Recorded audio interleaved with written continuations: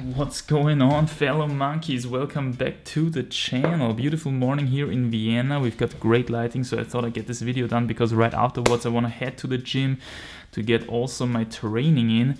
And what I want to talk about in this episode is something that I get asked a lot, quite a lot recently, and that is, man, how can I break a plateau in my climbing progress? I got stuck on 6C, 7B, 8A, whatever grade it is, and you know, I'm training quite hard, putting my effort in, but I can't progress past this quite certain level, past this threshold. And what are my tips to break a plateau? And as you can imagine, because climbing is such a complex sport, it involves a lot of things, you know, it involves like physical fitness, mental sharpness, mental fitness, you know, technique, you've got internal conditioning and external conditions, of course, as well. Everything has to fall into place. So if you want to break a plateau, kind of push your max grade again, there's of course not one quick fix which is going to always work, okay? Rather, there are a number of things that you can do which will increase your chance to progress past this certain level. And that's what I want to get into in today's video. And I want to say right away, because there are a lot of things you can do, I want to make kind of a mini series about it, just like I did with the conditioning episodes, which the series comes closer to an end. And so yeah, I want to share also my first tip for breaking a plateau in this video already. But first I want to get into what a plateau actually is, or how can we define that. And you know, as I talked about in the recent beginner video, when you're a beginner in general, it might be true for any sport, you know, you will progress quite quickly. No matter what you really do, it's kind of, you know, you've got so many things that you can improve on. You just, regardless of what you train, or if you just climb a lot, you will progress a lot. So at the beginning, your progress curve is quite steep, okay? And as you progress, as you get more and more advanced, your progress curve will get flatter and flatter, and your progress will slow down. And at some point, you will eventually end up in your first plateau. And then you're gonna be there. You know, the beginner plateaus, they don't last for too long, maybe 1 or 2 months. And then you're gonna get another boost out of the nothing, break that plateau, and again, you get a quite steep progression curve, and then you will progress into your second plateau eventually.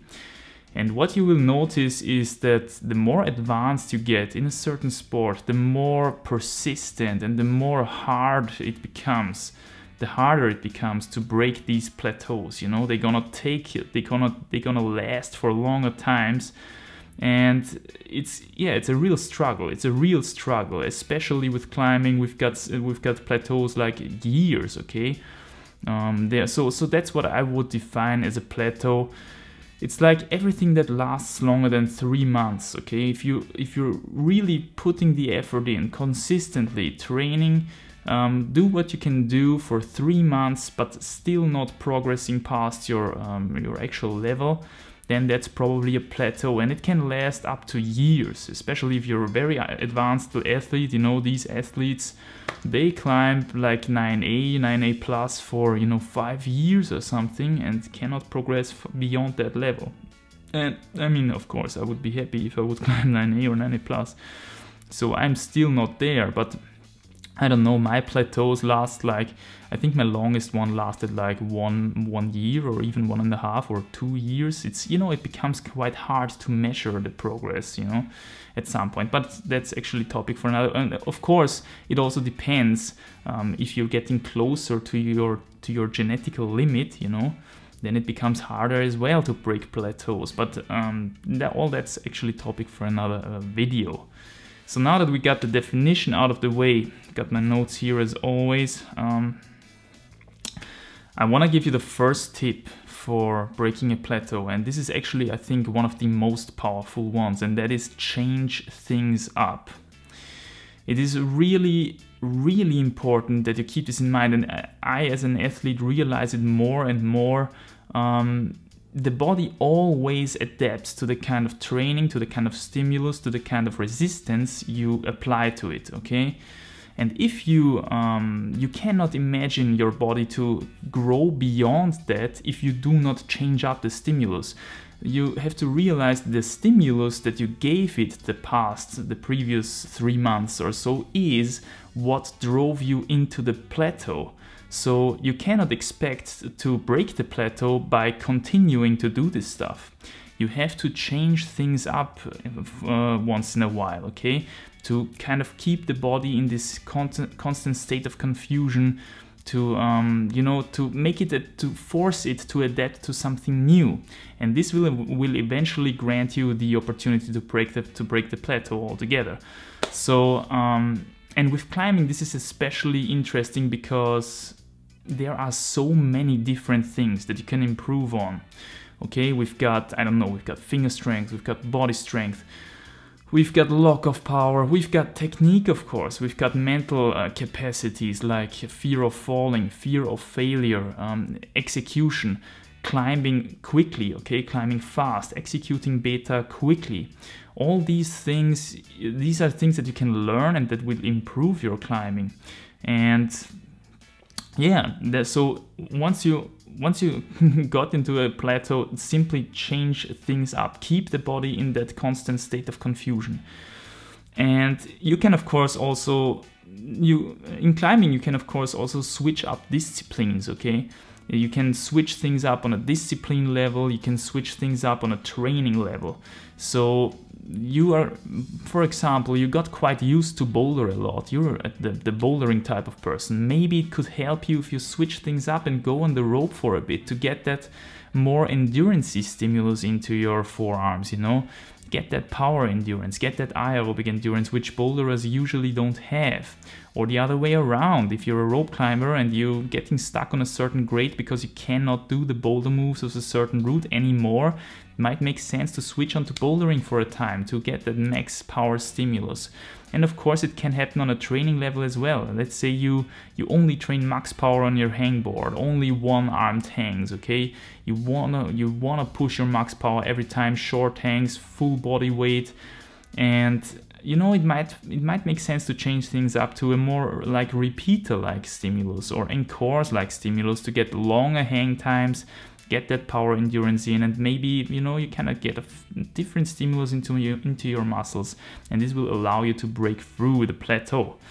So now I want to move on to why people usually don't do that, you know, why people refuse to change things up. And this is very interesting as well, because yeah, I think these are the main reasons why people actually really get into plateaus. And I want to say right away that the first thing that is important here is some people don't even realize it, okay? Some people do the same thing for over 3 months, for half a year, maybe up to years, and they don't realize it, okay? And they get stuck on a certain level. Maybe they are also not so passionate, I would say, or they don't want to progress that bad, so they don't even realize that they do the same thing on the same grade for, you know, even up to years, okay? So this is where the importance of a training diary really shines, okay? Because a training diary will help you to objectively analyze for a long period of time. Man, okay, actually I did always the same. Why am I suddenly expecting something to change? Why am I suddenly expecting to improve? So realize that you did always the same thing and change things up. That's the first step. The second thing is, people tend to get comfortable in the things they do the most, okay? For example, you are really good at crimps, which means that you're gonna select your problems after crimpiness, okay? You want to make crimpy problems all the time because you're good at it. And this leads, of course, to a self-perpetuating cycle. You're getting the crimps in, you make more crimpy problems, you get even better at crimps, and you will kind of fall into this crimpy attitude, and you don't want to do anything else than crimps. Now at some sort of level you will have to get more variety into your climbing, okay? You will have to become more versatile as a climber if you want to progress up the grading ladder, because it gets harder and you will not find a super hard crimp ladder, which is only a crimp ladder, okay? You will also have some power endurance mixed in there, or some reachy moves, or some dynos. You know, you wanna be as versatile as possible, also with your gripping types, okay? Also get the 3 fingers open grip into your training, so that you can hold the slopers better. You wanna kind of be as versatile as possible. That's all I can say. Don't get too comfortable in one certain kind of thing, only you become good at it. This is something that happens quite a lot actually. And this is also, by the way, how a lot of people get injured, because they are always doing the same thing, always getting the same stimulus into the tendons and joints and stuff. So yeah, here my tip would be analyze critically where is your comfort zone and actively make an effort to step out of it. And the third tip that I want to, or the third reason that people usually don't want to change things up, is that they are afraid to lose certain skills that they already acquired. To go back to the crimpy dude, you know, he thinks probably, man, if I stop crimping now, I'm gonna lose this awesome crimp power that I have, okay? So now you have to realize that at some level of climbing, you will have to stop training everything simultaneously, okay? Or you will have to focus on certain things and let other things slide. All right. So in the example of the crimpy dude has to let the crimp slide for a bit. He has to focus more on the 3 fingers open grip, for example, to get that open-handed grip power into his system, to change things up, to become more versatile as a climber, as an athlete. But of course he's afraid to lose that crimpy power, man, and that's why he refuses to let go of that. So this is the point where periodization comes into play and shines really, because it's such a powerful instrument to take your climbing to the next level. You have to let certain things slide to focus on other things, push them, and in the end, under the bottom line, the overall progress, if the training regimen was designed properly, will exceed the diminishment of skills that you experience, because you have to focus on certain things and let other things slide. So you let the crimp slide for a bit, go on the 3 fingers open grip, okay? You let the max power slide a bit, go a bit more into the power endurance. You let the indoor bouldering slide a bit and go outdoor bouldering. You let the rope climbing slide a bit and go bouldering, okay?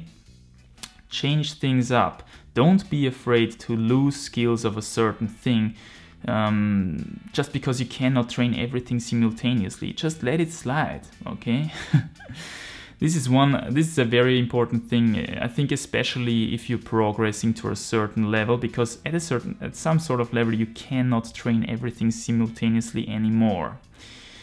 So that's the power of periodization, and yeah, actually that's my first tip, that's my first video. I hope it didn't get too long. I actually want to practice getting shorter videos, compress the information into shorter information dense videos a bit more, because I have the feeling that some of my videos actually, which are really good, are not watched a lot because they are so long, you know, and people tend to, oh my god, it's such a long video, I can't watch this stuff.